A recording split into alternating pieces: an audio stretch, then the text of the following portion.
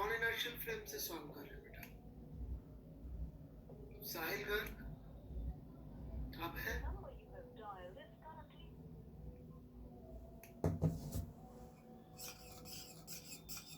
हाँ बेटा, ये नॉन इनर्शियल फ्रेम से सॉल्व कर रहे हैं। इसको ऐसा मान लिया ऊपर लग रहा है क्योंकि इसके फ्रेम से लिखा। Got it?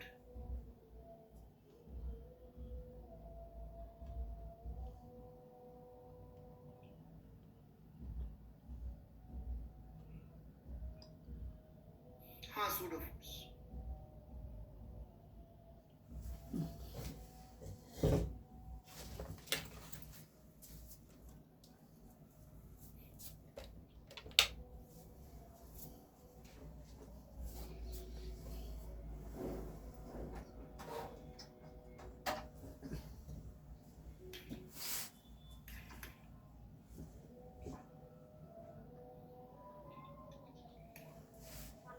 बोल। हितेश आप यहाँ पे हैं?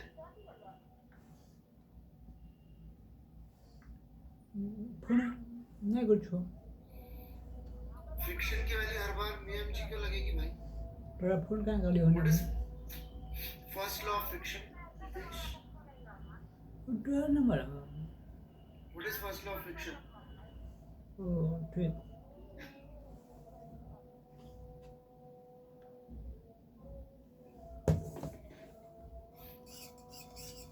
ये फर्स्ट लॉ ऑफ फ्रिक्शन है, काइनेटिक फ्रिक्शन। चलिए बहुत बढ़िया बेटा, लेक्चर अटेंड कर लीजिए, है ना? पहले लेक्चर अटेंड कर लीजिए बेटा मेरे ध्यान से। मुझसे हितेश आपने लेक्चर ही नहीं सुने बेटे ध्यान से। आपको 3 लॉ ऑफ फ्रिक्शन ही नहीं मालूम।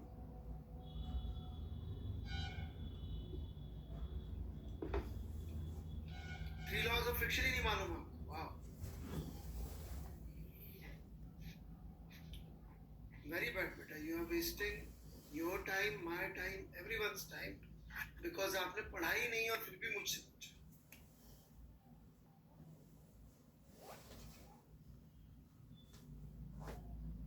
सेकंड क्वेश्चन को अप्लाई करने के लिए देखिए, ये बंदा पढ़ाई नहीं कर रहा है। It is so very clear, क्योंकि ये म्यू एन मान के फिर इसको लिख रहा है म्यू एम जी, फिर ये एक्सेलरेशन निकालने के लिए एम से डिवाइड करने तक को तैयार नहीं।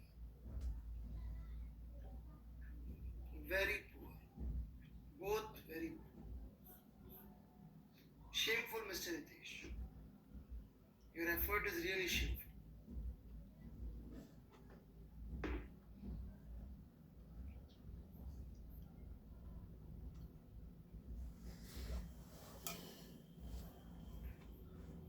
बुरा लगे बट बेटा ये तो पढ़ाई नहीं है।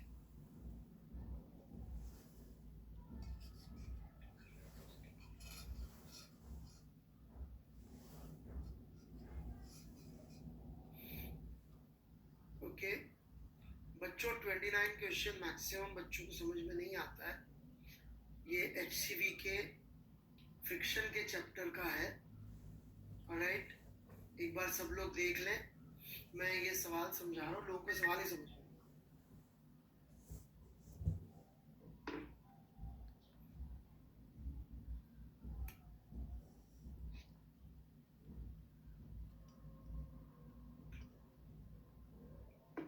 एक बार प्लीज पढ़ लीजिए सब लोग ये सवाल। मिस्टर हितेश आप अभी भी यही हैं? Are you still here?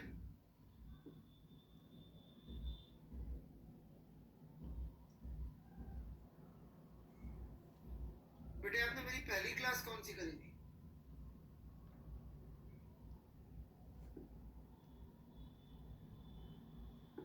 जहाँ साहब हेड स्क्रैच नहीं करना था, पेन स्क्रैच करना था कागज पे।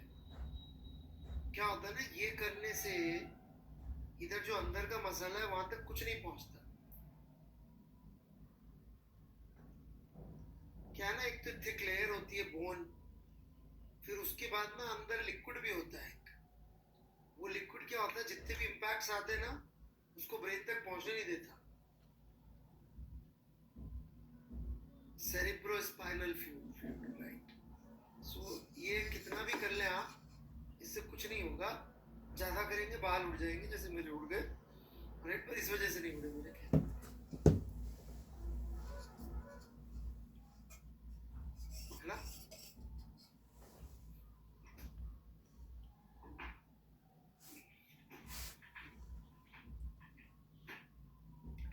शादी के बाद उड़े थे, आपकी शादी के पहले उड़ गए तो शादी नहीं होगी फिर।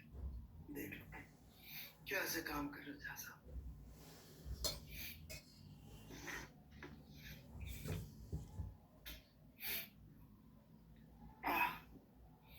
चलिए तो ये सवाल समझा दूं मैं, पे टेंशन।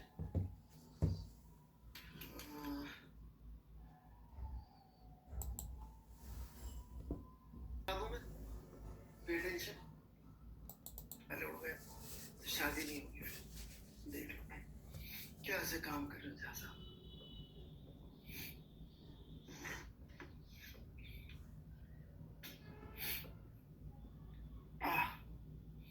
चलिए तो ये सवाल समझा दूं मैं, पे टेंशन।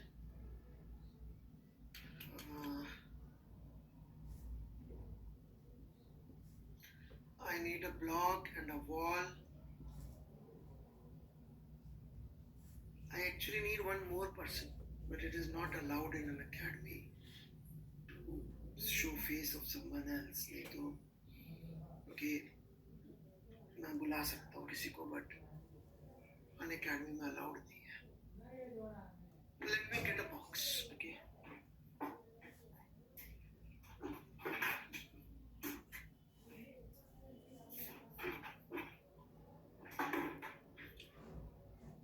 So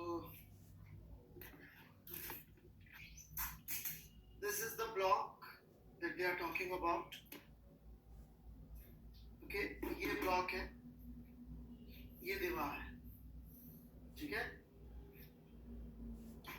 और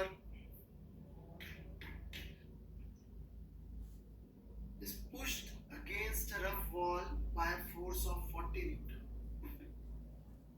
तो ये मेरा जो हाथ है, राइट, सीधा हाथ, राइट हैंड, इससे मैं इसको 40 न्यूटन से पुश कर रहा हूँ वॉल के अगेंस्ट, ठीक है। क्लियर है सबको यहाँ तक?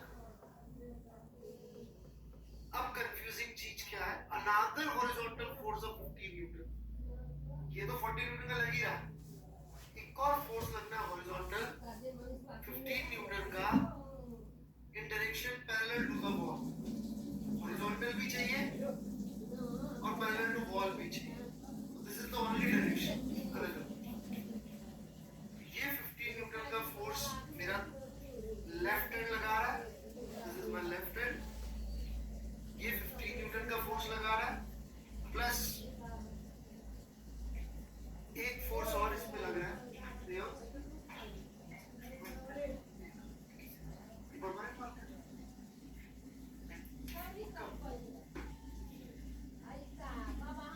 एक फोर्स ऐसे आ जाएगा, दिखाई तो नहीं दे रहा होगा, mg, और एक फोर्स ऐसे आ जाएगा 15, ठीक है। एक mg और एक 15।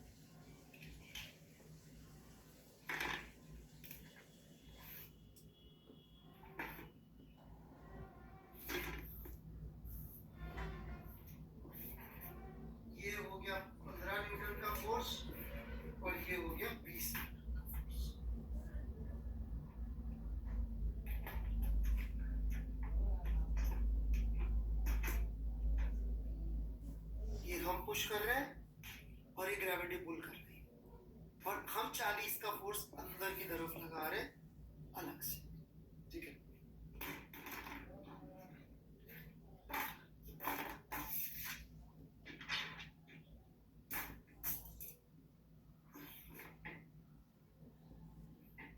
तो यदि मैं इसका एफबीडी बगल में बना दूं,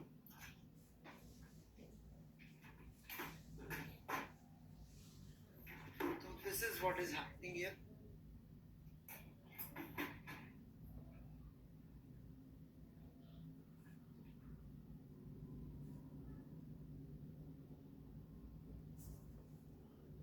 this is its weight 20 Newton.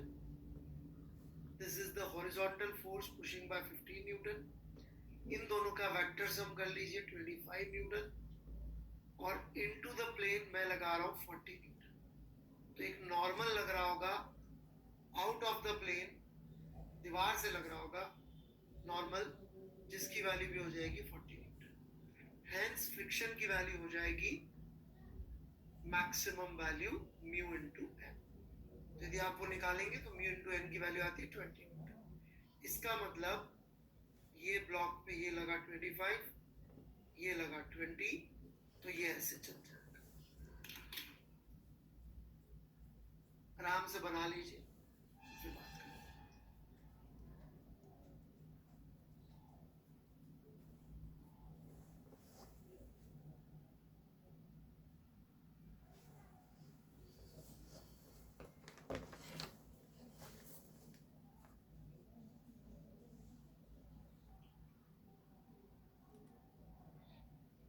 उसाशी जी खुद देख लीजिए क्वेश्चन, एच सी वर्मा का 29 क्वेश्चन.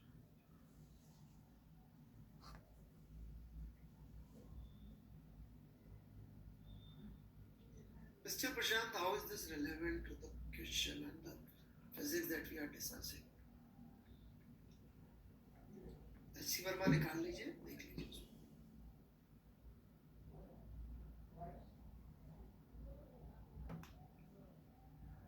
ज्ञान देने की लोगों को इतनी इच्छा है ना जिंदगी में.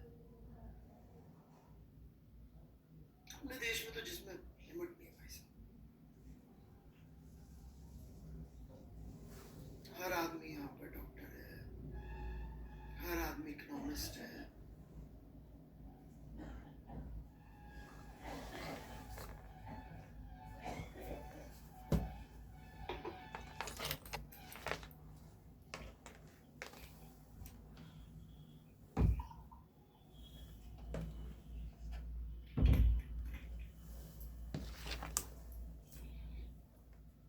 मैं बढ़ रहा हूँ आगे.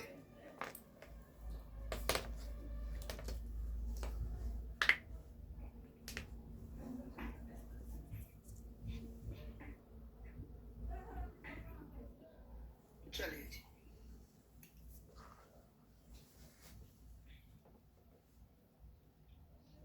चटर्जी साहब ने क्या कर दिया यार, कौन से का भाई. ओहो 22, बड़ा ब्यूटीफुल क्वेश्चन है. तो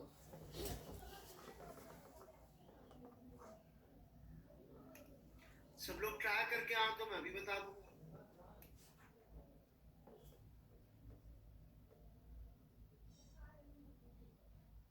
ओके, सॉल्यूशन आप लोगों ने देख लिया होगा, पोस्ट हो ही गया था सॉल्यूशन. ठीक है, फिर भी सवालों में कुछ कुछ चीजें हैं सीखने लायक, तो मैं जरूर समझाना चाहूंगा. ठीक है ना, जो भी सीखने लायक चीजें. ये सर्कुलर मोशन के चैप्टर का है उसाशी जी. नहीं तो फिर आप सवाल पूछ रहे हो कि सवाल कहाँ है सब. उसाशी है भाई, बच्ची.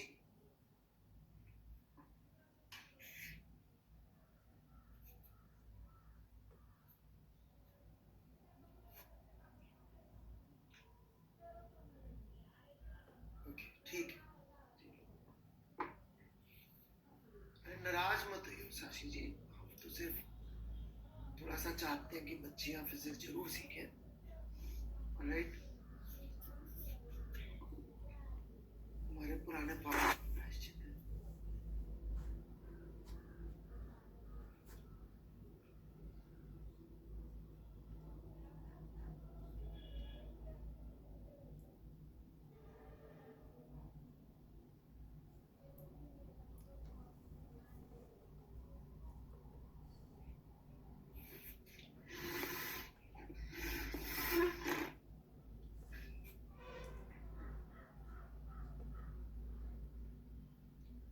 तो ये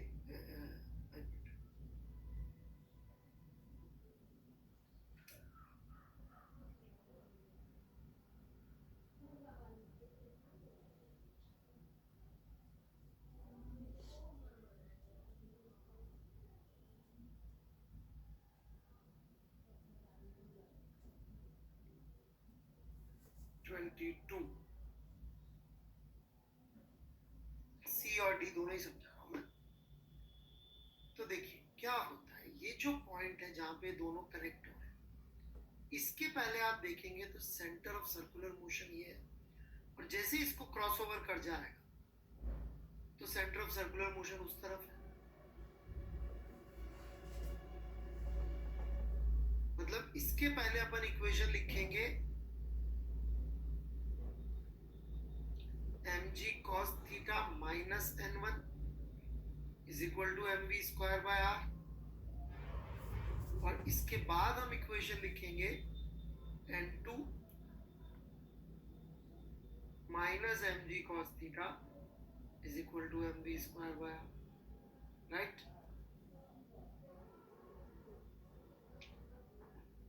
अब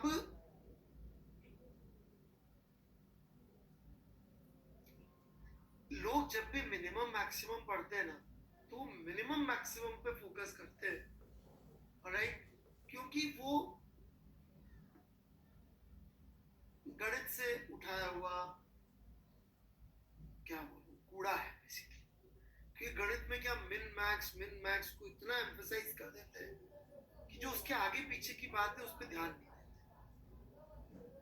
Chatterjee, who is a fairly intelligent person, has probably, पता नहीं मैं पढ़ नहीं पा रहा हूँ, this means n must be greater than the min and max value of.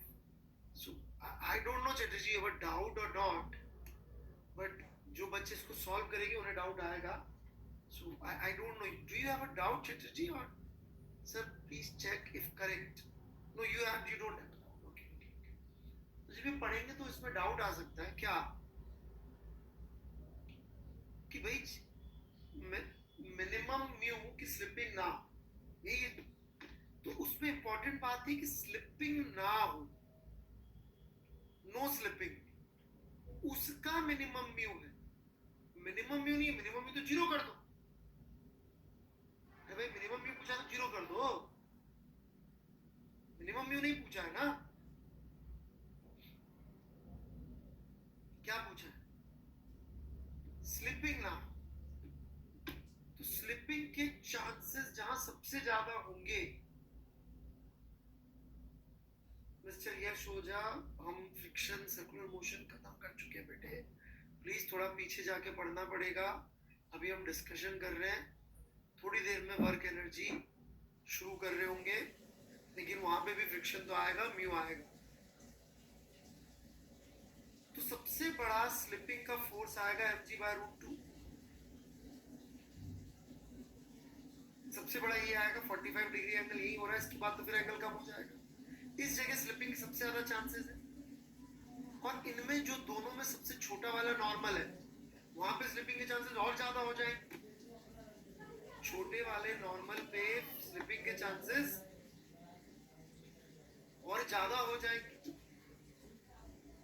तो इनमें छोटा वाला नॉर्मल कौन सा है, चेक कर लीजिए, ये वाला नॉर्मल छोटा है।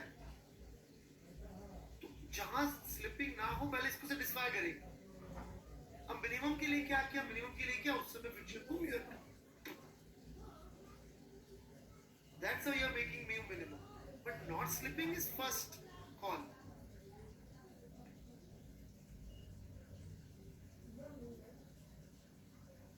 ठीक है?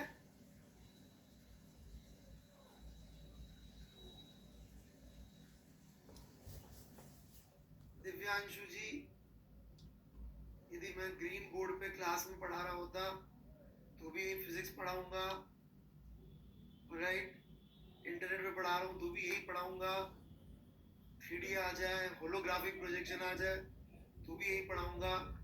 जैसे मोस्ट प्रोबेबली आपके बच्चों को भी मैं फिजिक्स पढ़ाऊंगा, यदि वो लायक निकले पढ़ने लायक मुझसे, तो उनको भी यही फिजिक्स पढ़ा रहा हूँ,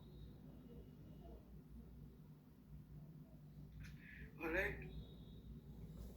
हो सकता है होलोग्राफिक प्रोजेक्शन पे पढ़ा रहा हूँ, पर पढ़ाऊंगा यही बात, राइट।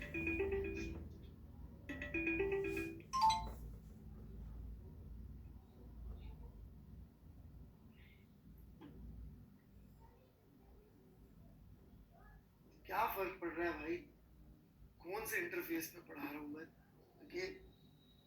ये सब आनी जानी बातें हैं।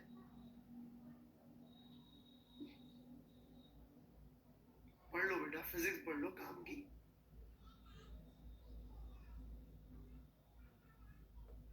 ओके, बड़े अच्छे अच्छे डाउट्स है, बच्चों ने बड़ी मेहनत करी है। I am so happy. Okay, mister Tiwari ने एक सवाल पूछा है क्वेश्चन नंबर 15 को लेके। ऑलराइट,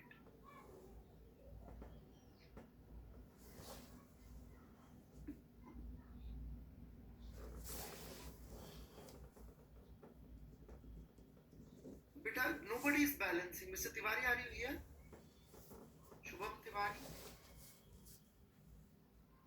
ओके, आपने बताया नहीं आपके और आपके भाई की फोटो है क्या? पिछली बार भी पूछा था। अच्छा, तो किसकी फोटो है यार? बड़े गुस्से में लग रहे हैं दोनों भाई।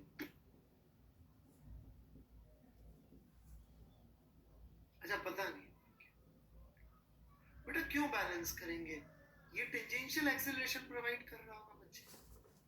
We don't need it to be balanced, ठीक है? ओके, चलिए।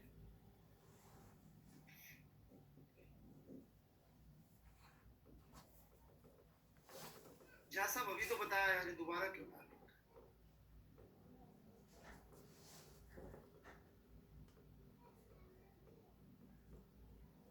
यार ये कितना छोटा फोटो खींचा है यार।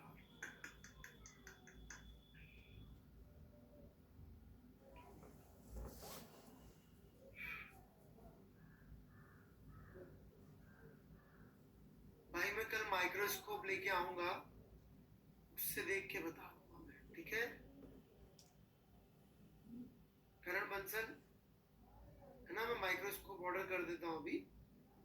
उस समय देखूंगा यहाँ पे कौन कौन से बैक्टीरिया तैर रहे, फिर मैं उनको आइडेंटिफाई करके बता दूंगा कोरोना वायरस है कि नहीं।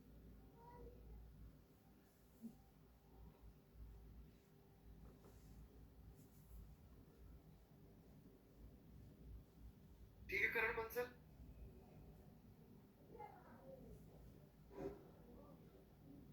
पर डाउट बच्चे मेहनत कर रहे हैं जी। Why we use the L before C to calculate? अरे ये आंसर दे दिया ना मैंने बेटे, विश्वावस्था ना, मैंने समझा दिया ना बच्चे। अब तो ये हो गया ना, ठीक है। ओके, चटर्जी का और डाउट है बच्चे। आई होप आप सब लोगों ने जिन्होंने होमवर्क अटेम्प्ट किया है उनके डाउट्स दूर हो रहे होंगे। सॉल्यूशन वहां पर है, लेकिन क्वेश्चंस में जो अच्छी अच्छी बातें वो मैं बता रहा हूँ, और फिर मैं कुछ नंबर ऑफ क्वेश्चंस खुद भी बोल दूंगा कि भाई ये क्वेश्चन मैं फिर और भी डिस्कस करूंगा, जो मेरे हिसाब से मुझे लगता है डिस्कस करने के लिए जरूरी है। Sir I could not understand why mg is into the plane downwards। कौन सा क्वेश्चन है यार?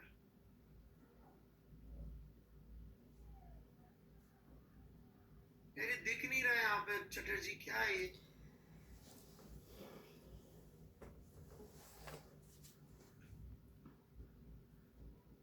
Okay 29 second last. ओके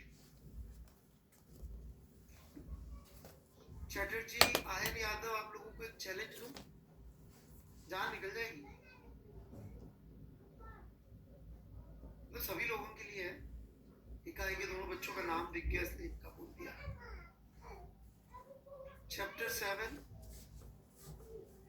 28 से 30 HCV विदाउट सूडो।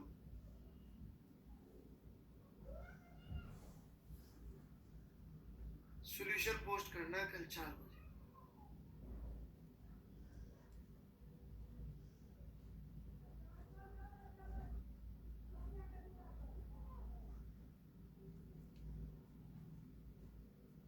अबे 4 बजे मेरा लेक्चर होगा, उसमें पोस्ट करना। किधर पोस्ट करना?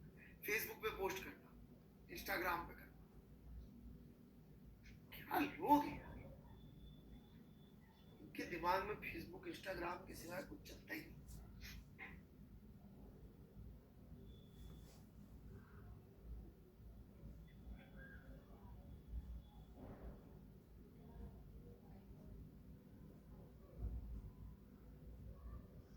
हाँ भाई चटर्जी, बच्चे ये कार है,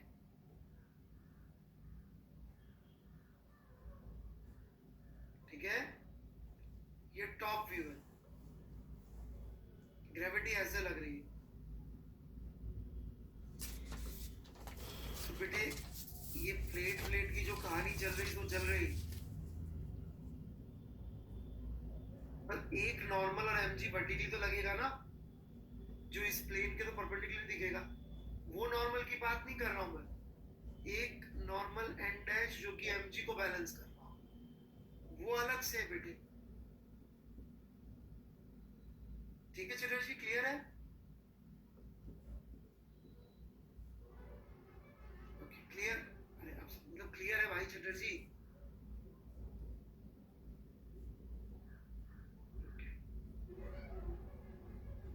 हाँ तो सोचो मत ना चटर्जी, उसको पढ़ो, पढ़ा करो।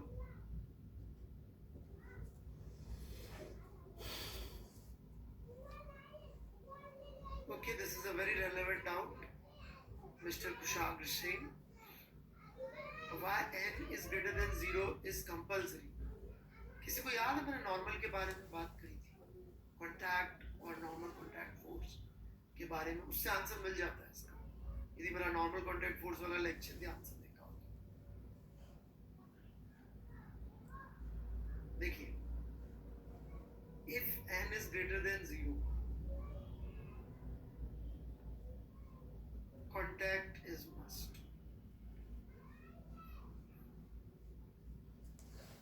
So that's the answer, Mr. Kushagra Singh.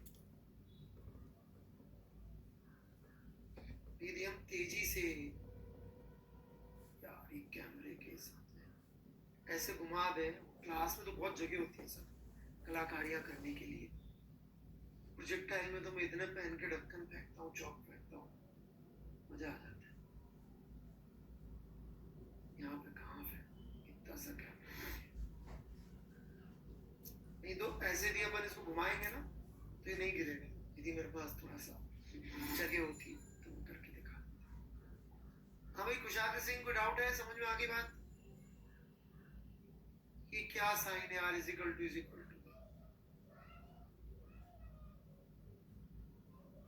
क्यों? नॉर्मल कॉन्टैक्ट फोर्स वाला लेक्चर पढ़ो जाओ। अच्छा इज इक्वल टू क्यों है? क्योंकि जस्ट जीरो पे भी कॉन्टैक्ट तो रह ही सकता है ना, जस्ट जीरो पे भी कॉन्टैक्ट तो रह ही सकता है।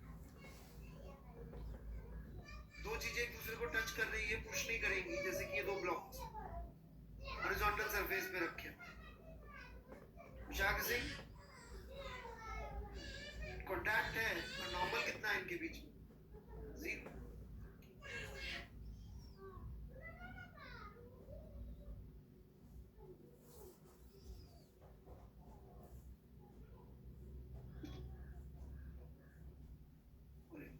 अनमोल शर्मा बेटे, आप अभी हैं क्या लेक्चर में available? Anmol Sharma, are you here? देखिए मैं आपको जेई सिलेक्शन, आपने वेक्टर्स पढ़ा है मिस्टर अनमोल शर्मा? वेक्टर्स पढ़ा है अनमोल शर्मा आपने? प्लीज जवाब दीजिए, आए ना?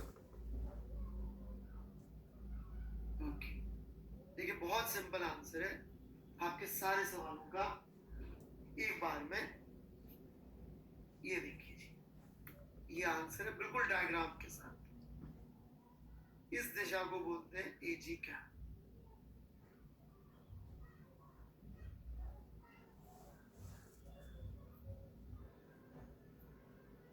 क्या करना है जो मैं कहूं,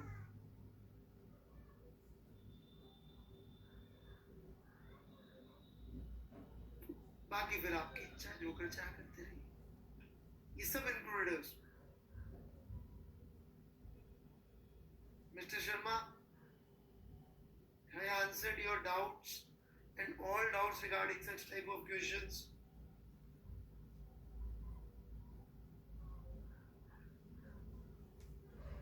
रेजी कैप कहता है भाई HCV कर लो, शीट जो दे रहा हूं वो कर लो, और बार बार करते रहो, जब तक एक एक सवाल कॉन्सेप्चुअली समझ में ना आ जाए।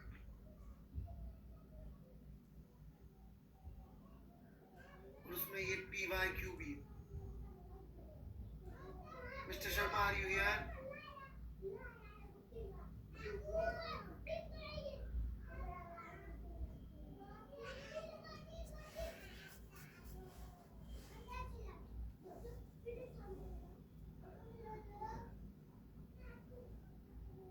चलिए जी, तो और भी कोई होमवर्क में डाउट्स हो तो आप कल की क्लास में शुरू में मुझसे बिल्कुल पूछ सकते हैं और मैं बड़ी प्रसन्नता से उत्तर दूंगा यदि आप इस तरह से पूछेंगे अटेम्प्ट्स के साथ। ऑलराइट, बस थोड़ी सी तकलीफ आज मुझे ये हुई कि कई बच्चों के जो डाउट्स थे उसमें उन्होंने खुद के अटेम्प्ट्स नहीं भेजे, बट आई एम अज्यूमिंग कि इन्होंने खुद ने भी लिखा तो जरूर होगा। ऐसे पूछे तो अच्छा लगता है, ये तो खैर मेरी क्षमताओं के परे है। ऑलराइट, ये ठीक है, इसमें क्वेश्चन का इशू था। ये बच्चे ने लिख के पूछा, दैट्स गुड। ये लिख के पूछा, वेरी गुड। ये बिना लिख के पूछा है, लिख के पूछते तो बेहतर रहता। ठीक है, चलिए तो shall we begin? Work, energy, power, first of the conservation laws. ठीक है,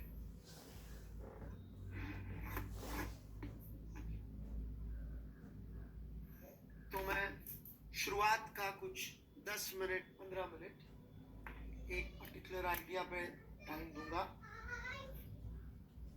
जहां पर मैं बात करूंगा एनर्जी के बारे में।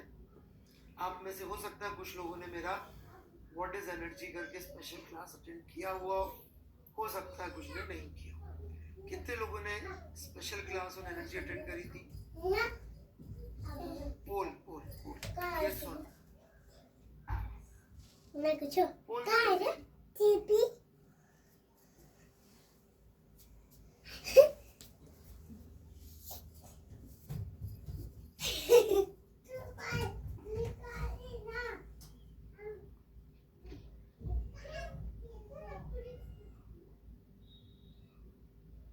ओके, तो 34% बच्चों ने स्पेशल क्लास अटेंड करी हुई है, दैट्स गुड। आप लोगों के लिए थोड़ा रिवीजन हो जाएगा और 66% बच्चों के लिए।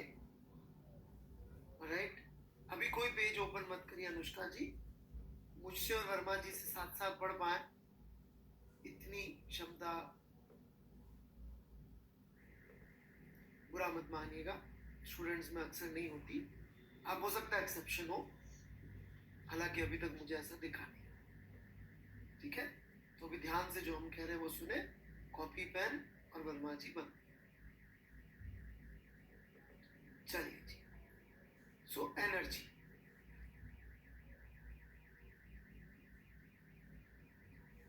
So I like to tackle very tough question which nobody wants to take. What is energy?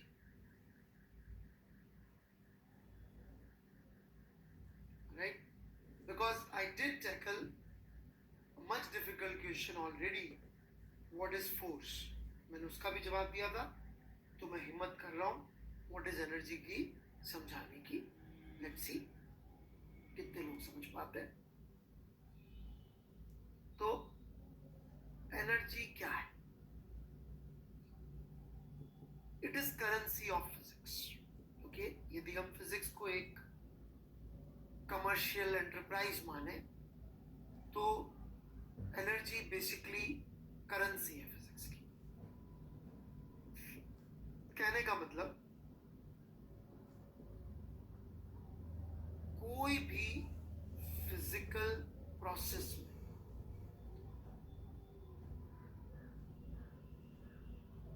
Energy transform या ट्रांसफर और बोथ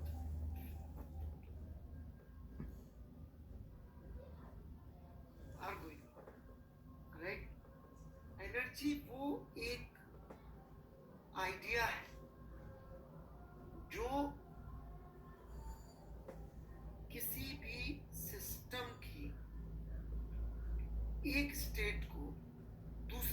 से हम यदि कनेक्ट करने की कोशिश करें, राइट, कि इस स्टेट में सिस्टम था, अब इस स्टेट में सिस्टम है, तो कौन सी चीज ऐसी है, राइट, जो हम कह सकते हैं कि अनचेंज्ड रही होगी। ऐसी चीजों से फायदा होता है कि हमारे को सिस्टम थोड़ा सा बेहतर समझ में आता है। सिस्टम खुद क्या अभी मैंने नहीं समझा है, मुझे ये भी समझाना है, नो, बट जो भी आपको भी सिस्टम का मतलब लूज होता है वो चलेगा, राइट।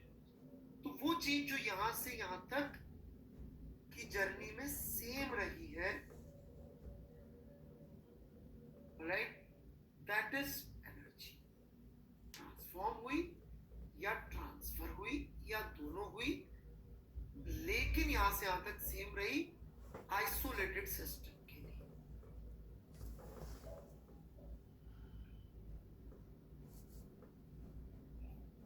राइट। तो energy is something like this. वैसे तो मैं ट्रैवलिंग का एग्जांपल लेता हूँ, कोरोना में तो मतलब नहीं है उसका, बट अब ठीक है, पास्ट में तो मैं ट्रैवलिंग करता ही था, अभी भी करूँगा ऐसे ही। तो मान लीजिए मैंने एक गोल बनाया यार कि मुझे मेसी को फुटबॉल खेलते हुए देखना है लाइव, करेक्ट। तो there are two parts to that thing.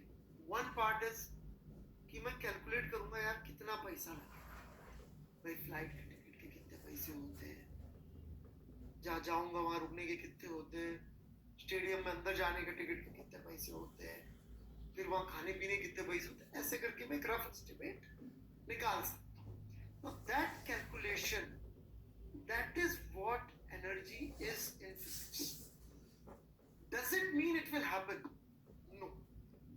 जितने लोगों के पास भी सफिशिएंट पैसा है मेसी को जाके देखने का लाइव, क्या उन सबने जाके मेसी को खेलते हुए देख लिया क्या? नहीं, क्योंकि उन्होंने प्रोसेस ही नहीं फॉलो किया जिससे आप मेसी को जाके लाइव देख सकते हैं।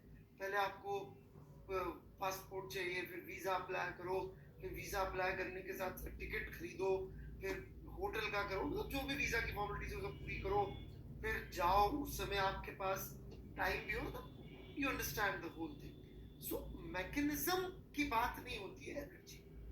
Energy is like accounting, it's an accounting process, right.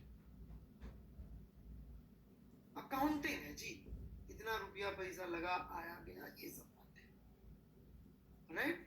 जैसे कि किसी भी बिजनेस एंटरप्राइज में एक पैसा खर्च करने वाले लोग होते हैं, एक मैकेनिज्म होता है पैसा खर्च करने का और कमाने का।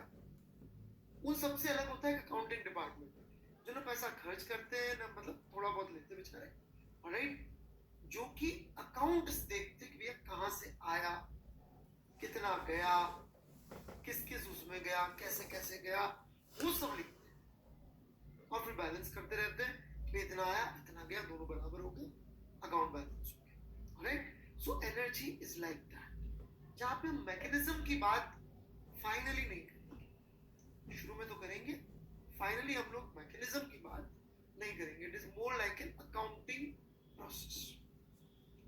सो आई होप एक पिक्चर कुछ दिमाग में बनी होगी, व्हाट इज एनर्जी, राइट।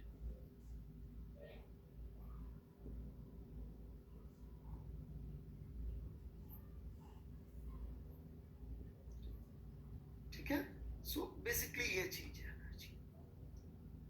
तो जब हम लोग एनर्जी खत्म कर लेंगे, मैं आज ही बता रहा हूं, वर्क एनर्जी के लास्ट लेक्चर में मैं आपको एनर्जी का फेलियर पढ़ा रहा हूं कि देखो एनर्जी काम नहीं कर रही है। क्यों नहीं काम कर रही है?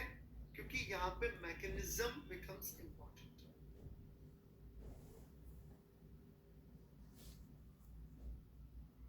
Mechanism becomes very important.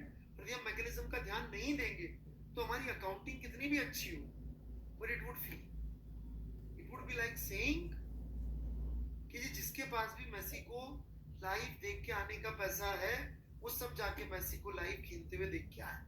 No, it doesn't happen like that. कईयों के पास टाइम नहीं है, कईयों की इच्छा नहीं है, कईयों को समझ नहीं है, कईयों को जरूरत नहीं है।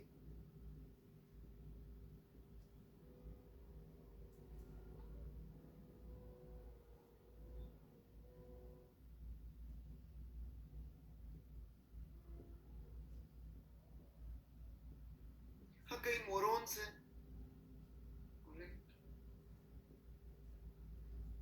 बिल्कुल अमर गुप्ता जी सही कह रहे हैं, some people are just plain okay.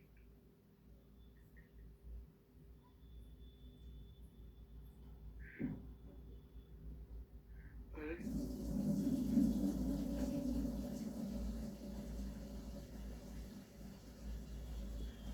चलिए मैं आगे बढ़ूं।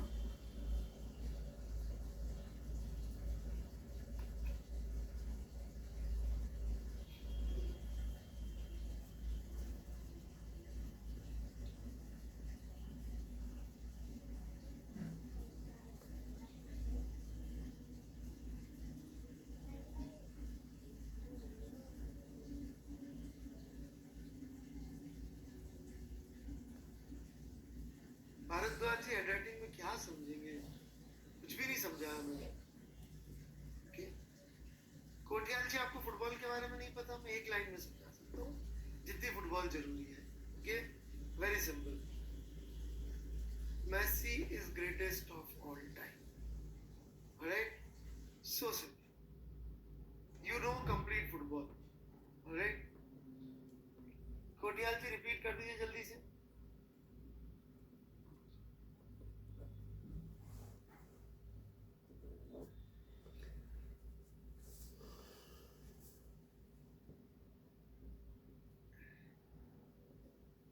Lionel Andres Messi कुचितिनी।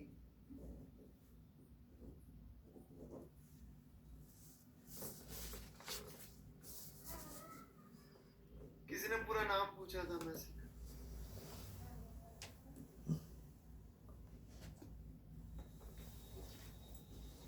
ऑलराइट, चलिए बढ़े आगे। 16 अगस्त को क्लास बहुत ध्यान से अटेंड करिएगा। Depending on result I may teach properly और आई मे नॉट।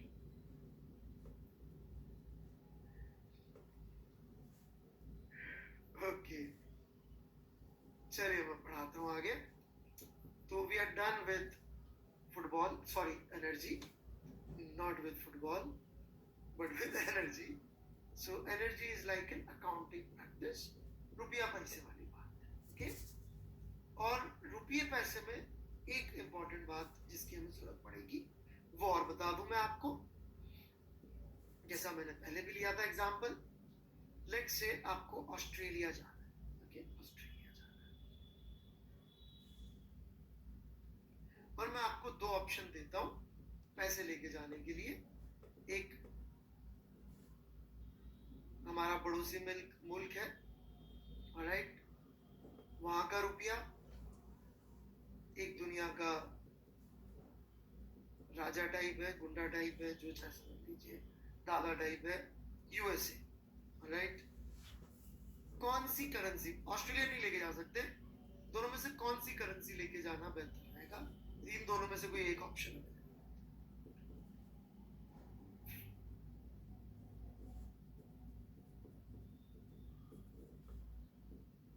डॉलर क्यों? पाकिस्तानी रुपये में क्या करा दी?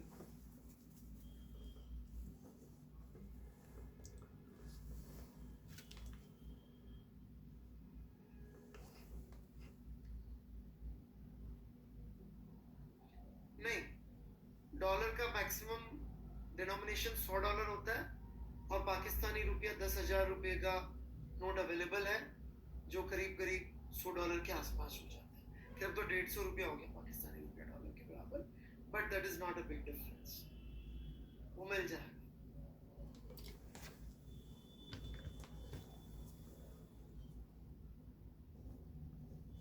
इजीली कन्वर्ट हो जाता है, यूएस डॉलर का conversion is easy, right, exchange easily हो जाए। ठीक है, वो अलग बात है, आप ये लेकर जाओगे तो और भी झंझट हो सकते हैं जिंदगी में। इसको देखकर हो सकता है वो आपको बिठा लें कि भाई बैठो, थोड़ा बातचीत करते हैं आपसे, किधर से आए, क्यों आया, आई क्यों, राइट, वापस जाओ। तो ऐसी बातें भी हो सकती हैं आपके साथ, राइट। क्या, लीविंग दैट, यूएस डॉलर जो है उसका कन्वर्जन इजीली हो जाता है, राइट?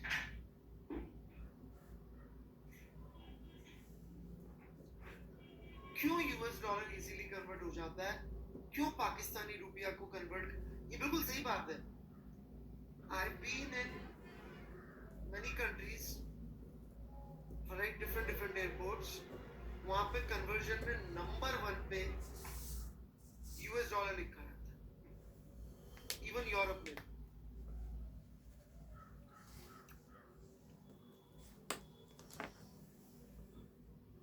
हाँ, इजी का मतलब बता रहा हूँ काजक साहब, आप किसी एयरपोर्ट पे जाइए, वहां पे कन्वर्जन के लिए लिखे रहते हैं कि भाई ये डॉलर का इतना, यूरो का इतना, इसका इतना, तो नंबर 1 पे सब जगह वर्ल्ड ओवर यूएस डॉलर लिखा है, और उसका जो कन्वर्जन फीस होता है वो भी कम होता है।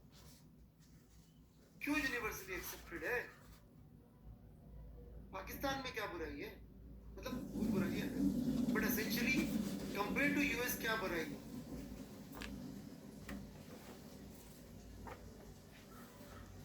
स्टेबिलिटी है, stability, exact. World wide accept क्यों है? क्योंकि स्टेबिलिटी। क्यों? क्योंकि भाई साहब यूएस डॉलर, भाई करेंसी क्या होती है? सरकार का रिप्रेजेंटेशन, उस पे साइन किसका होता है? करेंसी पे, करेंसी पे किसका साइन होता है? कौन बोलता है कि भाई मैं ये पैसे के बराबर वैल्यू रखूंगा? वो सरकार का बैंक बोलता है ना, जब सरकार की बैकिंग होती है ना, तो सरकार की बैकिंग मतलब जितनी सरकार की औकात उतनी करेंसी की औकात।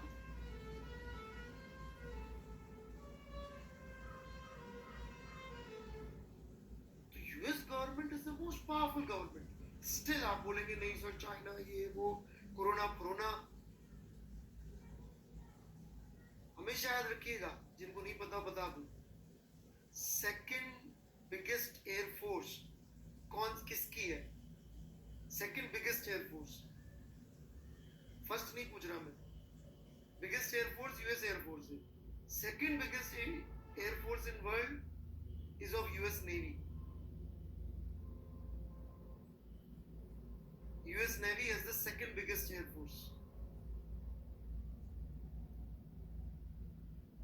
and all the navies in the world combined would be less than US Navy.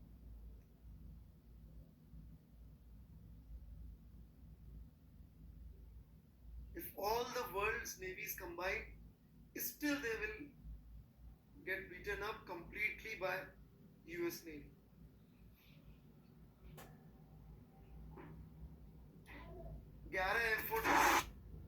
Aircraft carrier है सब उनके पास। एक एयरक्राफ्ट कैरियर करीब 100-125 प्लेन लेके चलता है।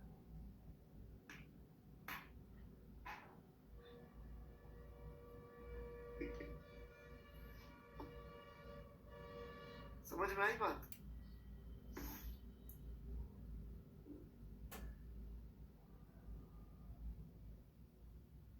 बड़े आगे, हाँ स्पेशल क्लास नहीं बोला। So why? Because it is the most stable. This is the most stable. इसलिए इसका कन्वर्जन सबसे इजी हो जाता है। तो क्या सारी एनर्जी एक टाइप की होती है? नहीं। There are some energies which are more stable और more organized, जिनका कन्वर्जन इजीली हो जाता है। हमारे आसपास इस समय ऐसी कौन सी एनर्जी की फॉर्म दिख रही है जिसको हम इजीली कन्वर्ट कर लेते हैं बहुत सारी चीजों में? इलेक्ट्रिसिटी। नो बेटा, not heat, it is the electricity. जितना कन्वर्जन इलेक्ट्रिसिटी का हो रहा है इजीली, उतना किसी और का नहीं हो रहा भाई।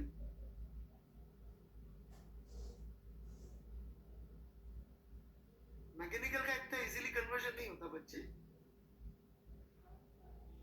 तेरे को पता है तेरी कार में तुझे पंखा भी चलाना हो ना, तो कैसे चलाएगा? इंजन मैकेनिकल एनर्जी प्रोड्यूस कर रहा है। तू चाहे तो उस पंखे को डायरेक्ट उसके इंजन से कनेक्ट करके मैकेनिकल टू मैकेनिकल भेज दे, पर कोई नहीं करता ऐसा। उस मैकेनिकल एनर्जी को यूज करते हैं बैटरी को चार्ज करने में, और उस बैटरी से चलाते हैं कार के अंदर का पंखा।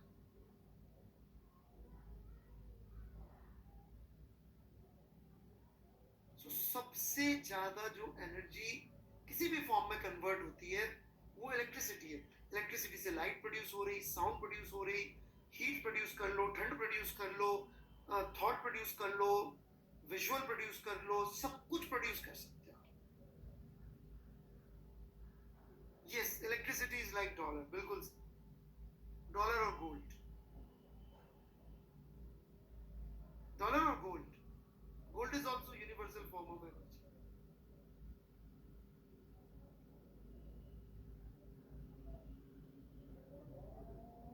Right? So why? Because there is a level of organization. Electricity में क्या होता है, एक डायरेक्शन में इलेक्ट्रिक फील्ड होती है, ये अपन 12th में पढ़ेंगे। But this is the energy that we are talking, right?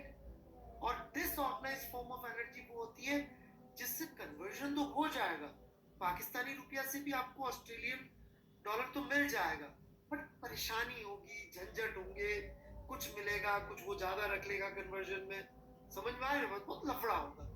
जैसे कि हीट का यूज करके भी साउंड तक पहुंचा जा सकता है और मैकेनिकल तक भी पहुंचा जा सकता है, बट हीट से मैकेनिकल के लिए you need engine, alright? Engine कोई छोटी मोटी चीज नहीं है। मैं आपको बता दूं, एक जमाना था जब 3 या 4 कंपनीज की कारें थी इंडिया में जो सेम इंजन यूज करती थी, फिएट का बनाया हुआ इंजन, खुद नहीं बनाते थे।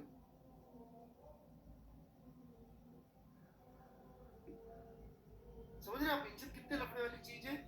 इंडिया बहुत मतलब बात करता है कि साहब हम LCA बना रहे, बड़ी खुशी की बात है बना रहे।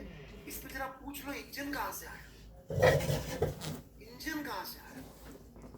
जनरल इलेक्ट्रिक 404 का इंजन लगा है, jet engine, light combat aircraft, Tejas, Tejas, Kaveri engine fail हो गया, G404 इंजन लगा। So engine is a very difficult thing, समझ मेरी बात? कोई भी कार आप देखिए, तेजस चले छोड़े नहीं समझ में आता, कोई भी कार व्हीकल देखिए, सबसे ज्यादा जो बात करते हैं वो होती भैया इसमें इंजन कौन सा लगा। So engine is a really really complex thing, right? Do you understand, except that और not? It's a complex thing. Car में सबसे ज्यादा बात करते हैं ये इंजन है, ये इंजन है, ये इंजन है। अभी आप जिस रूम में बैठे हुए उसमें एक पंखा चल रहा होगा होपफुली, राइट? उस पंखे की मोटर किस कंपनी ने बनाई, उस मोटर का क्या है क्या नहीं है, नोबडी इज बॉदर्ड। और मोटर मतलब ऐसी सड़ी सी चीज है जो 1.5 साल 1.25 साल के बच्चों के खिलौनों में होती है,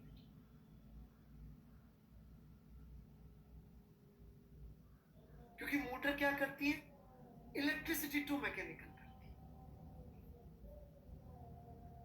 which is like that. Great Nikola Tesla design करके गए, कहानी खत्म।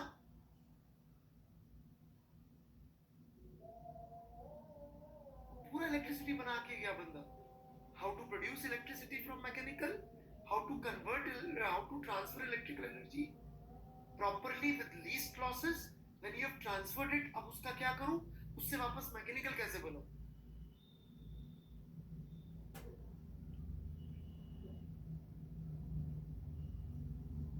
Because it is much easier to convert electrical to mechanical, but to convert heat to mechanical, oh, very complicated,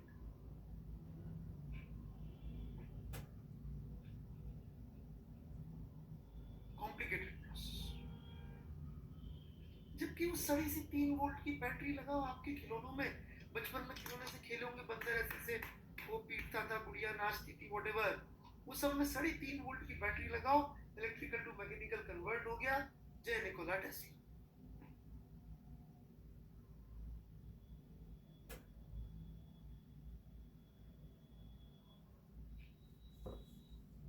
Right? So heat is a random form of energy, right? Heat जो है वो random form of energy है।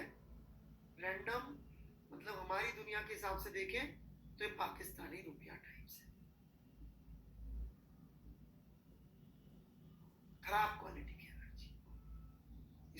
इसको लोगे तो बहुत तकलीफ उठेगी। Low quality energy, low quality energy.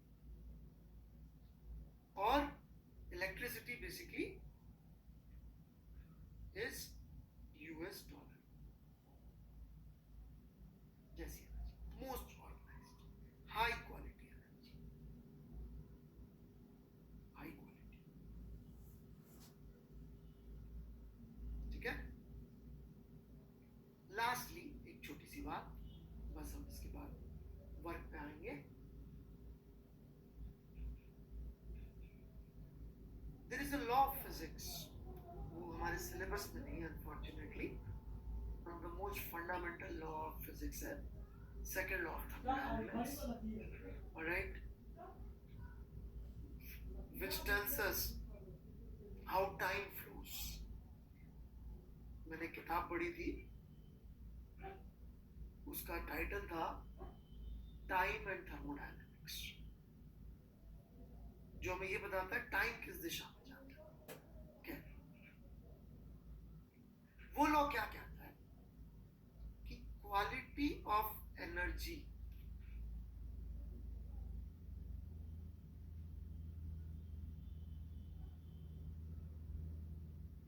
of isolated system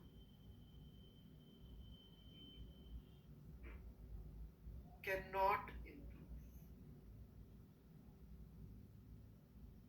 एक आइसोलेटेड सिस्टम की एनर्जी की क्वालिटी इंप्रूव नहीं हो सकती।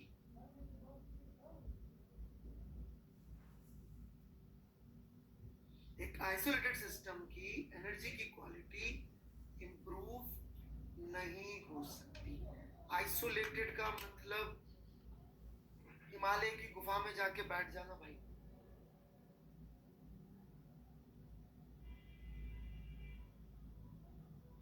राइट? किसी से कोई इंटरेक्शन नहीं होना,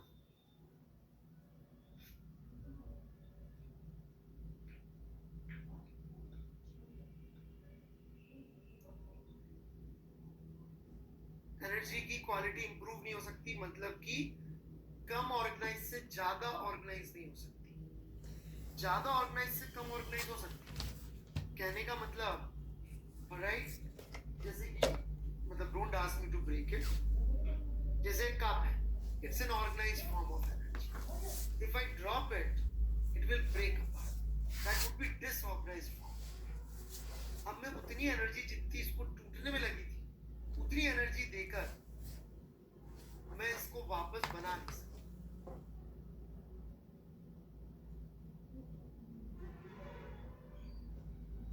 इसको वापस बनाने के लिए उससे बहुत ज्यादा एनर्जी लगेगी जितनी मेरे को इसको तोड़ने के लिए चाहिए। एसेंशियली ये बात कहता है कि आइसोलेटेड सिस्टम की एनर्जी सिर्फ खराब हो सकती है। हाँ राहुल सिंह जी, आपने एंट्रोपी नाम जरूर सुना है, यदि कभी मैंने सच्ची मुच्ची एंट्रोपी समझा दिया तो पता नहीं क्या होगा आपका।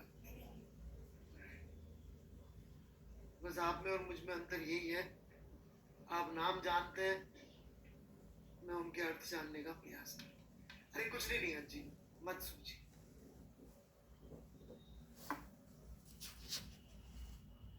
सो ये बात समझ में, quality of energy isolated system can not improve, alright. एक बच्चे ने पूछा कि भाई कार में हीट क्यों यूज करते हैं? कर रहे, मजबूरी है, एक साजिश हुई थी दुनिया में इसलिए, ऑलराइट। अमेरिकन कंपनीज बहुत ज्यादा कमर्शियल तरीके से काम करती है, वो ध्यान नहीं रखती,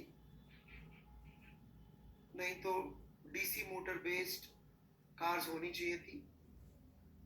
अभी एक कंपनी है ग्रेट टेस्ला के नाम पे, टेस्ला, वो बना रही है इलेक्ट्रिकल कार्स। साजिश इसलिए हुई थी बिकॉज सस्ती पड़ती थी, हीट एनर्जी सबसे सस्ती भी है। आपको लगता होगा ऑयल तेल महंगा है, एक्चुअली नहीं, राइट? एक्चुअली इतना महंगा नहीं होता तेल जितना हमें पड़ता है। टैक्सेस की बात नहीं कर रहा मैं, as in heat energy is easily available. मतलब अभी तक तो थी, जब जंगल थे, कोयला था और तेल था खूब, अभी भी तेल तो क्या खूब है, कोयला भी बहुत है, तो heat energy is easily available. Sun direct heat energy, right?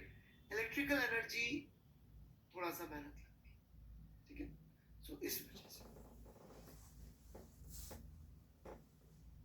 बढ़े आगे तो याद रहेगा क्वालिटी ऑफ आइसोलेटेड सिस्टम की एनर्जी इंप्रूव नहीं हो सकती, पक्का? बहुत जरूरी बात है। एनर्जी की क्वालिटी या तो सेम रहेगी या खराब हो सकती है। हाँ जी, सभी कुछ नोट करना था जितना समझ में आ जाए अपनी भाषा में।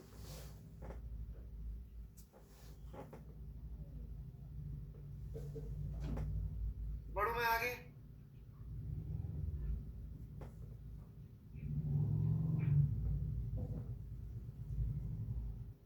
कोई डाउट है और further? Any doubts you can ask. No वो मत लिखिए प्लीज।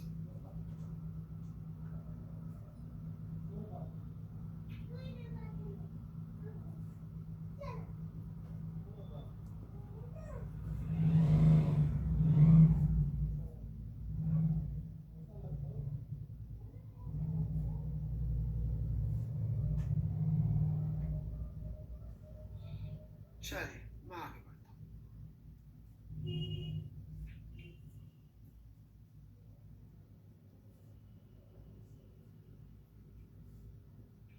वर्क तो काफी हद तक अपने शिप पे हो गए, अब खत्म। अभी बहुत सीरियस काम शुरू हो रहा है, राइट? वर्क यदि हमको लिटरली जानना है कि क्या है, मैथमेटिकली नहीं जानना है, तो it's way to transfer mechanical energy. Okay, जैसे कि मान लीजिए ये दो different parts of a system है या दो सिस्टम है, ओके? ये वन और ये टू, यहां से यहां यदि मैं मैकेनिकल एनर्जी ट्रांसफर कर रहा हूं, सो वो ट्रांसफर करने वाले चीज का नाम है वर्क। यदि मैंने मैकेनिकल एनर्जी ट्रांसफर करी वन से टू को, तो वी से कि we have done work, one has done work two. यदि मैकेनिकल एनर्जी वन ने टू को ट्रांसफर किया, तो हम क्या कहेंगे? वन ने टू पर वर्क किया। Okay, that's all. It's a transient, ये ट्रांजिएंट है जो क्या बताता है? ट्रांसफर ऑफ मैकेनिकल एनर्जी को मेजर करते हैं। We measure transfer of mechanical energy using concept of work, ठीक है? And this is how we define it. यहां से बहुत सारी बातें शुरू हो जाएंगी, बहुत डीप जाऊंगा मैं वर्क समझाने के लिए। अभी ये गबोड़े होंगे बंद, अभी बहुत घनघोर फिजिक्स मैथ सब लगेगी, तो बी रेडी। कई लोगों को लग रहा है मैं ऐसे फिलॉसफी पढ़ाता रहता हूँ। मैं इतनी अच्छी फिलॉसफी इसलिए बोल पाता हूँ, इतनी अच्छी फिलॉसफी बोलता हूँ तो क्योंकि मुझे फिजिक्स की मैथ्स भी समझ में आती है। मैं सिर्फ फिलॉसफी नहीं बोलता, मुझे उसके पीछे की मैथ्स बहुत डीपली क्लियर है। So T W is equal to F dot T S. बहुत सारी बातें यहाँ पे समझने की। टी एस क्या है, इस पर बहुत टाइम लगाएंगे, एफ वगैरह बहुत सारी चीजों पे बहुत सारे टाइम लगाएंगे, तो एक एक करके हम चलते हैं। सबसे पहले एक ऑब्जेक्ट के ऊपर, राइट, एक फोर्स एफ लग रहा है, एक F1 लग रहा है, एक F2 लग रहा है, एक F3 लग रहा है, ऐसे खूब सारे फोर्सेस लग रहे हैं, ठीक है? और इसकी कोई आज वेलोसिटी है, उस वेलोसिटी की वजह से इस पॉइंट का कोई डिस्प्लेसमेंट है, तो ये डिस्प्लेसमेंट जिस पॉइंट पे फोर्स लग रहा है उसका लिखना है, उसकी वजह से नहीं लिखना है। अंतर समझिएगा, दिस डिस्प्लेसमेंट उस पॉइंट का जिसके ऊपर फोर्स F, इसका मतलब ही नहीं है इस F की वजह से ही हो रहा। Let me explain first, then I will open it for doubt. मान लीजिए मैं रेलवे प्लेटफॉर्म पे जाता हूँ, मेरे और मैंने ट्रेन को ऐसे जो उसका वो होता है पकड़ने का, उसको पकड़ रखा। जैसे ही ट्रेन चलना शुरू होती है, मैं ट्रेन को पुश करना शुरू कर देता हूँ और मैं क्लेम करता हूँ कि इस ट्रेन की काइनेटिक एनर्जी में मेरे बाहुबल का भी कंट्रीब्यूशन है। क्या वो डिस्प्लेसमेंट मेरे बाहु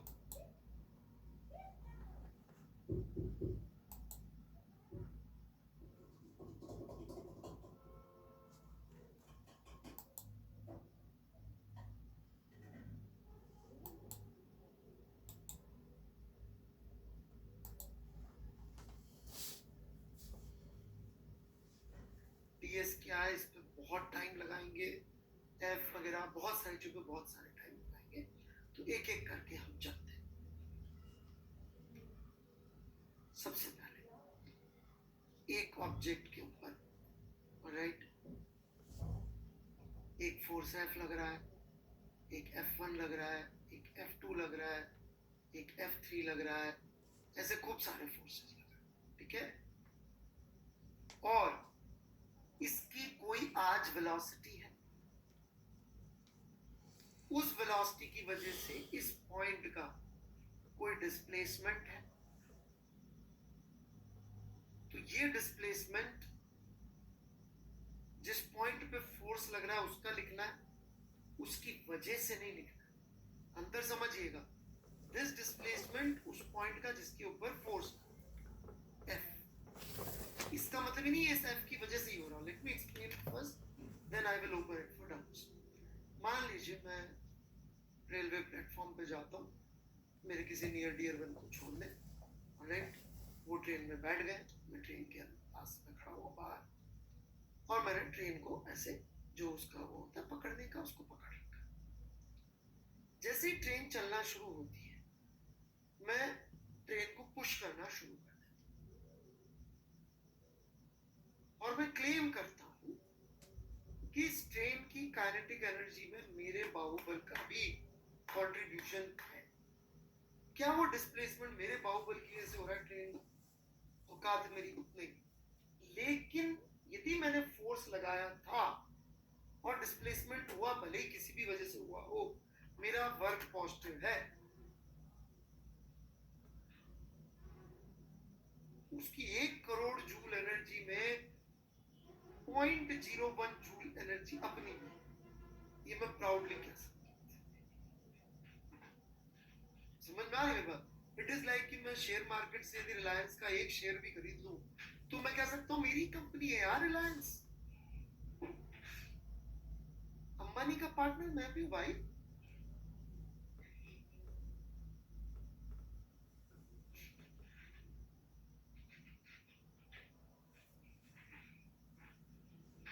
अंबानी अमीर हुआ, वर्ल्ड का 4th रिचेस्ट बना, तो उसमें मेरा भी कुछ है भाई।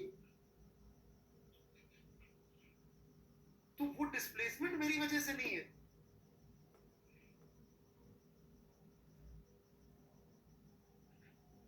सही, पापा ने रिलायंस के शेयर खरीद रखे हैं, बहुत बढ़िया, very good. You are going to inherit, बिल्कुल कासर जी, आपकी फैमिली तो बहुत अमीर है, अंबानी के पार्टनर है।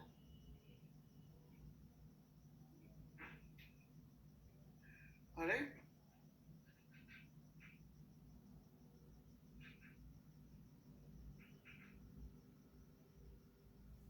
बात समझ में आ गई? खैर, शेयर मार्केट छोड़े अपन, रुपया पैसा जल्दी समझ में आता है आप लोगों को, इसलिए मुझे एग्जांपल लेना पड़ता है। But I hope you understand कि उस ट्रेन की एनर्जी में मेरा कंट्रीब्यूशन फाइनाइट है, डिस्प्लेसमेंट मेरी वजह से नहीं है।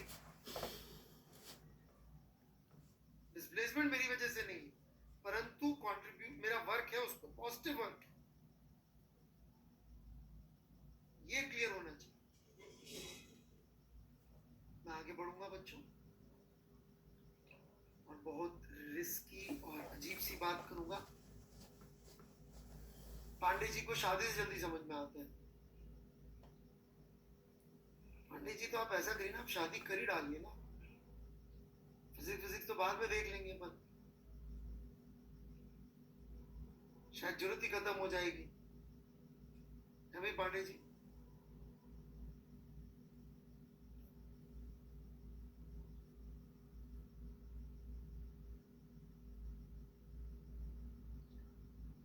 अब देखिए, डॉट प्रोडक्ट है, लिख तो मैं ऐसे भी सकता हूँ, लिख तो ऐसे भी सकता हूँ, और दुनिया के सारे मैथ्स के टीचर बोलेंगे कि हाँ सही बात है। फिजिक्स के भी मैक्सिमम टीचर बोलेंगे कि हाँ सही बात है। मैं अकेला खुद को ही जानता हूँ अभी तक तो, जो कहता है नहीं। तुम्हारा रूल होगा a into B into C को a into C into B के बराबर लिखने का, ठीक है, वो मैथ्स मतलब लैंग्वेज, मतलब यहाँ फिजिक्स मतलब थॉट, यहाँ ऊपर कौन, थॉट, राइट? इक्वल है mathematically, they are equal, but one of them makes more sense compared to the other. You know which one makes more sense and why?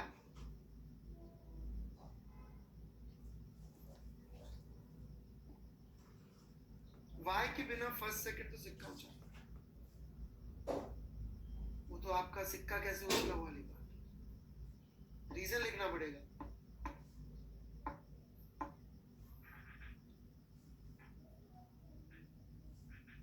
Kotiyal जी, मालूम नहीं की बजाय ना लिखे तो भी चलेगा, वही सो नेगेटिव बेटा, then don't write.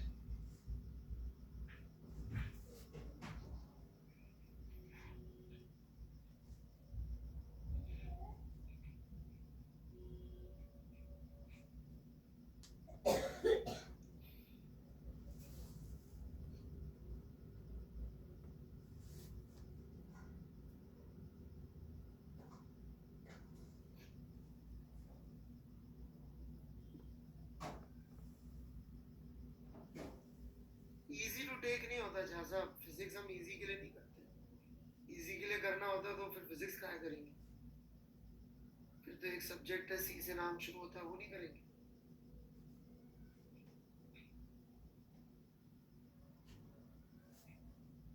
Physics easy के लिए करते हैं आप। I don't do physics because it is easy. I do it because it is the best subject.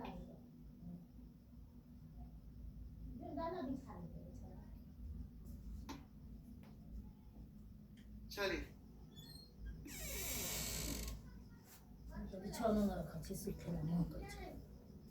this makes more sense. What makes more sense? Amazingly मैंने आपको, but यही difference है। सिंघाड़ा लेना नॉलेज में, वो खाना कहाँ नॉलेज में सामने you are like a hard disk. Wisdom का कंप्यूटर में कोई उधार नहीं।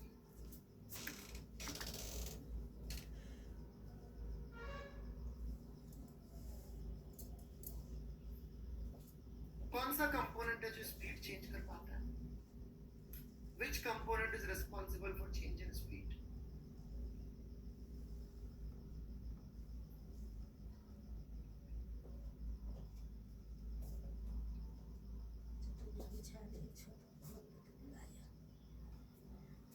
So we are saying कि only this component contributes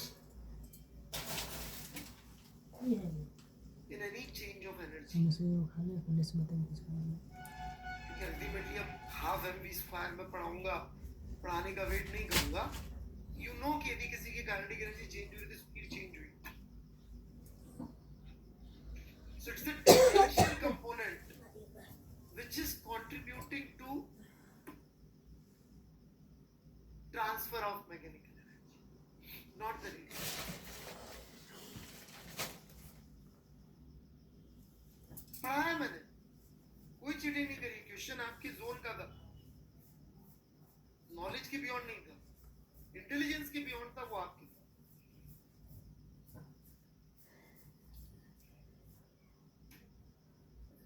क्योंकि आप सोचने को तैयार थे, आपको जल्दी आंसर दिया।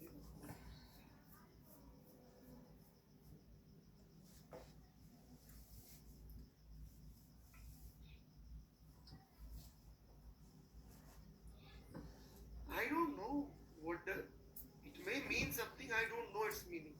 मुझे इसका मीनिंग पता है, इसका मीनिंग मैं ढूंढ रहा हूँ, कभी मिल गया तो बता, मुझे आज तक नहीं। आपको कोई बता दे मीनिंग तो बहुत अच्छी बात। You can go and discuss it with, there are teachers available, आप जाइए पूछिए, वो बता दे तो मुझे ही बताइए, मुझे नहीं मिलता। मेरे हिसाब से तो this is the only meaning for it. Tangential component is the one which is causing transfer of mechanical energy because it is the one which can change speed. थोड़ी मैं heavy physics पढ़ाता हूँ, माफी चाहता हूँ, कई लोगों के सर के ऊपर से निकल रही होगी, alright? But this is the only way I love physics. और कई बार मैं फिजिक्स आप लोगों के लिए कम पढ़ा रहा होता हूँ, मेरे खुद के लिए ज़्यादा पढ़ा रहा होता हूँ, क्योंकि इतनी सुंदर है कि मुझे पढ़ा के बहुत अच्छा लगता है, राइट? इस चक्कर में कई बार मैं थोड़ा सा बह जाता हूँ, राइट?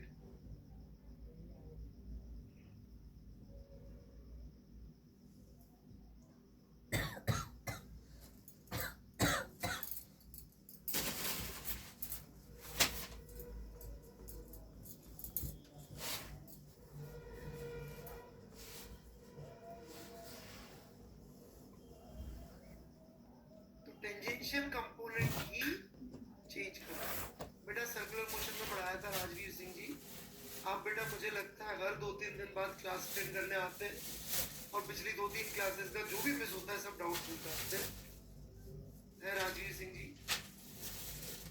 हर 2-3 दिन में आप घूमते फिरते आ जाते हैं,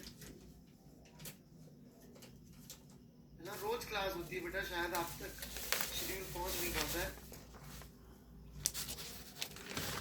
सब्जेक्ट ही समझा रखा है बेटे,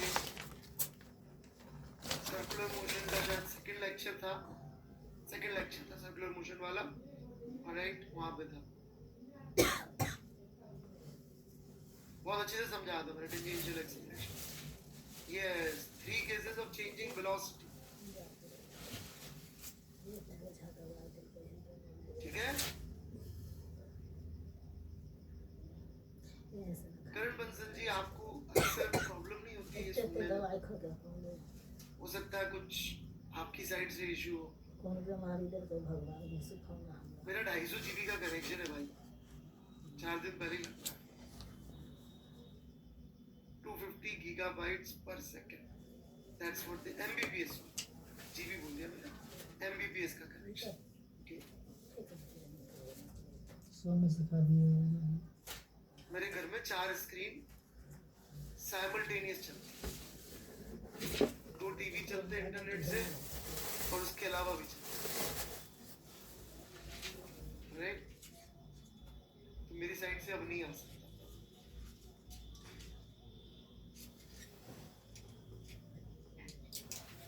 चलो तो भाई 1250 रुपये महीने लग रहे हैं, तुम्हारी कंपनी ने दिया यार।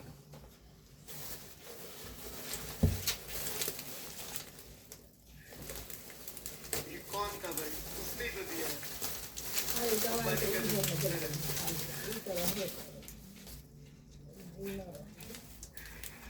1250 रुपये में दे रहा है महीने में। अरे चलो पढ़ाई करें।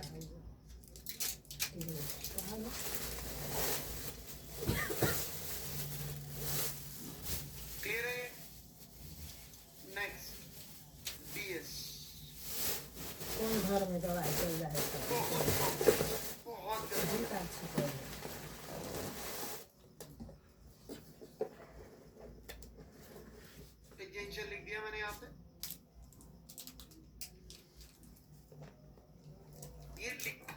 में सब है ये। अभी तो शायद शर्मा पांडे जैसी किताबों में भी लिखने लगे। ऐसे सिखाइए बोले ठीक है, ये वो सब दिखाई डिस्प्लेसमेंट बच्चे ऑफ ना हो जाते ये बोले ये वो सब से लिखा 80 का फिलहाल point of application of force।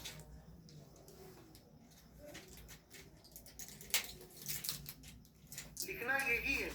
अभी तो सारे इसको ऐसा समझाने के लिए काम करे चल जाए हम मैं बहुत वक्त दूंगा। कोई बोझा नहीं पीछे से But let me begin with the question at least।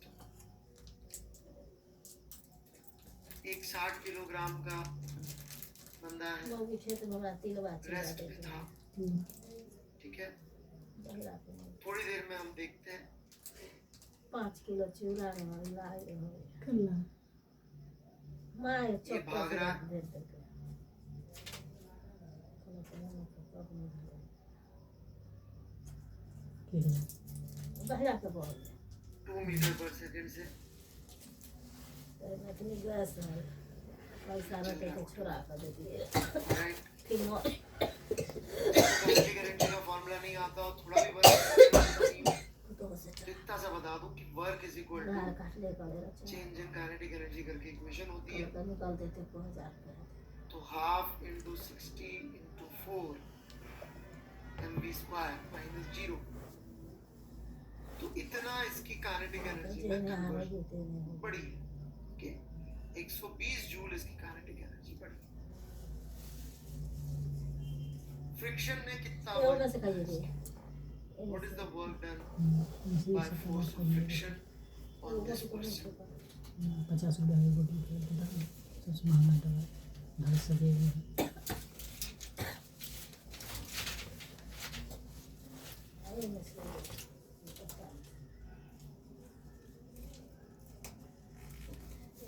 कम में दर पे है दहिया वाला बोलते हैं कहाँ दर पे क्योंकि अमर गुप्ता जी ने सही आंसर दिया शायद पढ़ा हुआ है या इंटेलिजेंट है, तो correct answer is 0।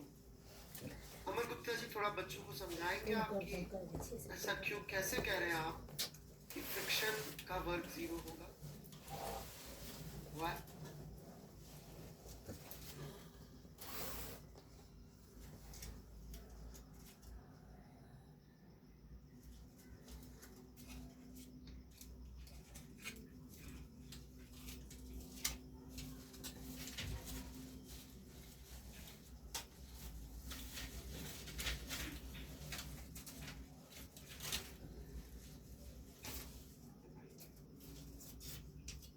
Very good mister करण बंसल।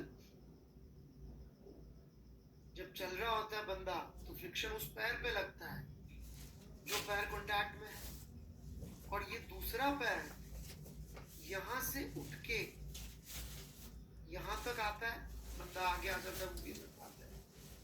तब तक जब तक ये पैर हवा में है तो जो पैर चलता है उस पर फ्रिक्शन नहीं लगता, और जो नहीं चलता उस पर फ्रिक्शन लगता है। और हमें डिस्प्लेसमेंट किसका लिखना है, बंदे का या point of application of force? Hence work done by friction is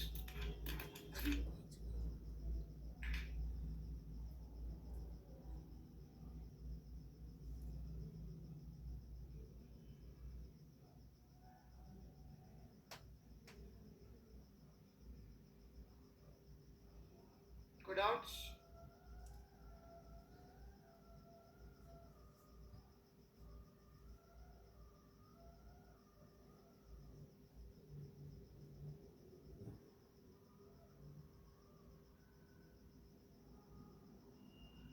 क्या भागने समय F पड़ती है?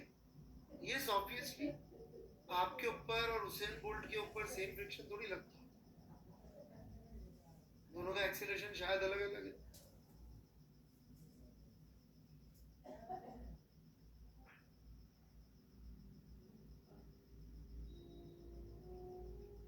या greatest of all time football के जब वो एक्सेलरेट करते हैं, एकाएक टर्न करते हैं, तो उनके ऊपर जो फ्रिक्शन लगता है, हाँ भगवान, राइट।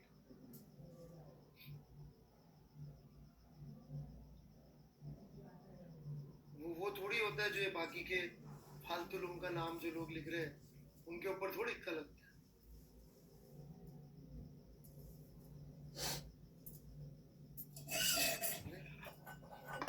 वो इतना एक्सेलरेट कर जाओ।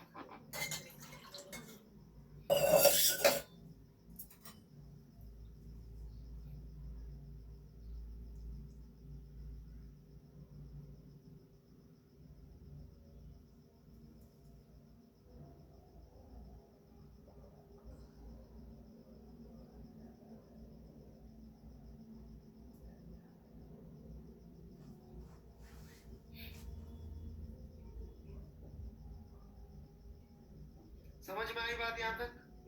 चलिए नेक्स्ट, वर्क फ्रेम डिपेंडेंट और इंडिपेंडेंट।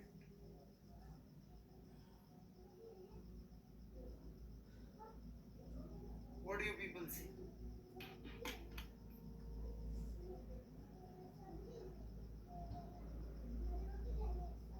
लॉजिक के साथ सिक्का नहीं उछालना है, ये सिर्फ डिपेंडेंट इंडिपेंडेंट नहीं लिखना है। That's meaningless writing dependent independent.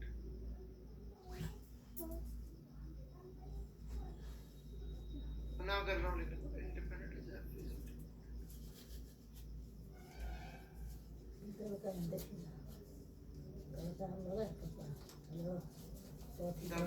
Very good.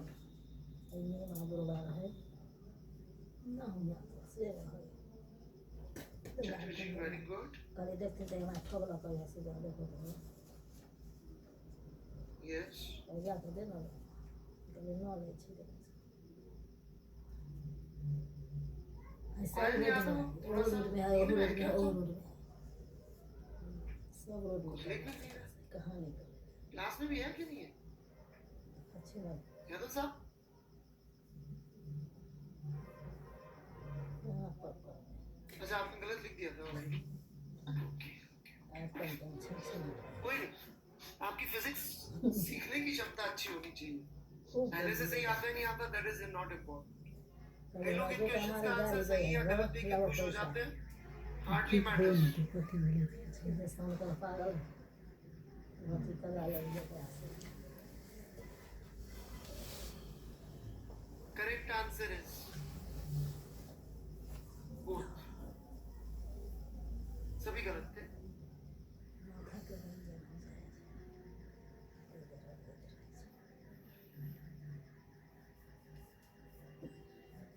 क्योंकि वर्क अभी हमने पूरा नहीं पढ़ा है। एक होता है work done by force on an object. ना एक बार मासी को आता है एक होता है खराब दिल पे तो नहीं ला कर देते जब वर्क डन बाय लगे है अपने तीन को चाहिए जाते हैं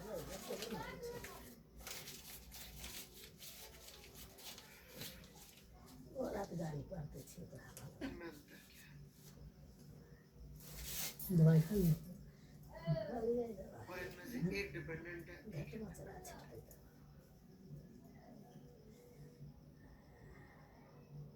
समझ में आ रहा है मैं क्या कह रहा हूं? पहले ये देख लेते हैं। मंडी में है जाए छे में से रास्ता work done by force on an object is basically, जैसे कि मान लीजिए, ध्यान से देखिएगा, ये एक ब्लॉक, ये एक प्लैंक, ये ब्लॉक चल रहा है U1 से, प्लैंक चल रहा है U2 से। Let's say U1 is greater than U2। U1 is greater than U2, block पे फ्रिक्शन कितना लगेगा?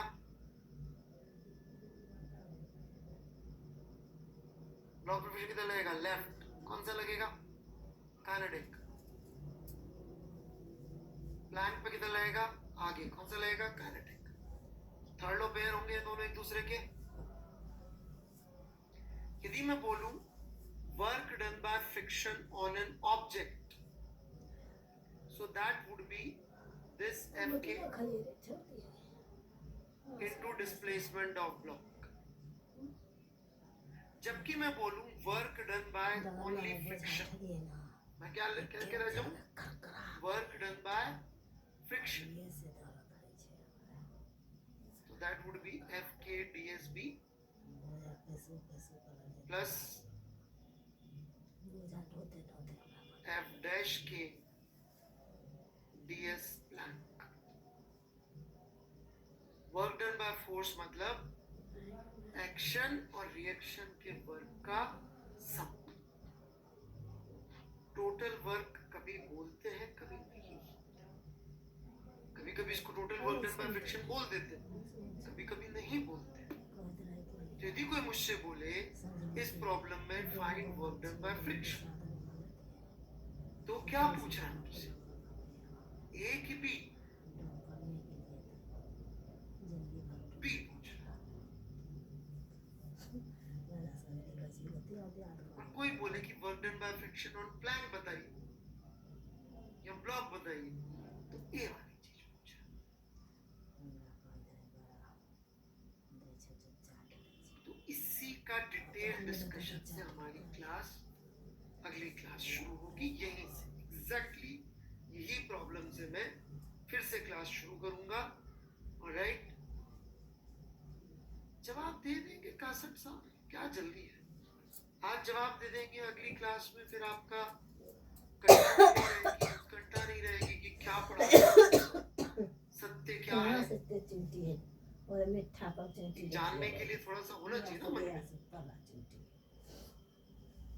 ऑलराइट, थोड़ा आप भी सोच के आएंगे, सस्पेंस बना रहेगा। हाँ वही बाहुबली पार्ट 2, कटप्पा ने बाहुबली को क्यों मारा, सही है कि नहीं?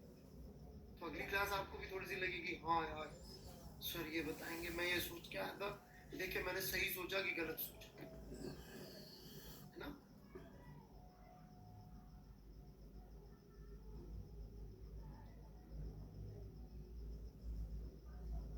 थैंक यू आशुतोष, अच्छा लगा तो।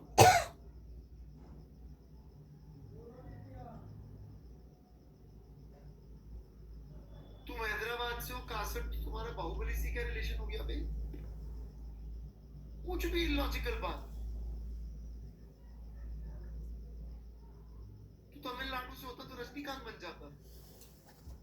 ये चटर्जी बेचारा बंगाल से, तो बोलेगा मैं सौरव गांगुली जैसा हूं, ले मेरे राणा प्रताप को, फिर कुछ भी मतलब कोई तो लॉजिकल बात कर लिया अगर कभी यार।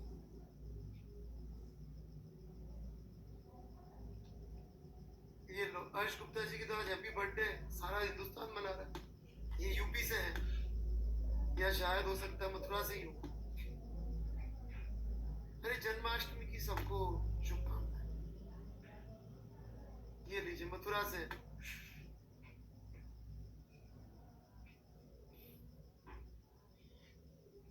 सारा हिंदुस्तान इनकी बर्थडे मना रहे लोग।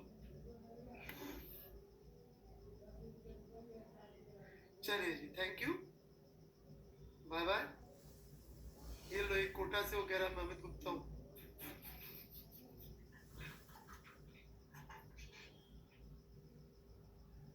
चलिए।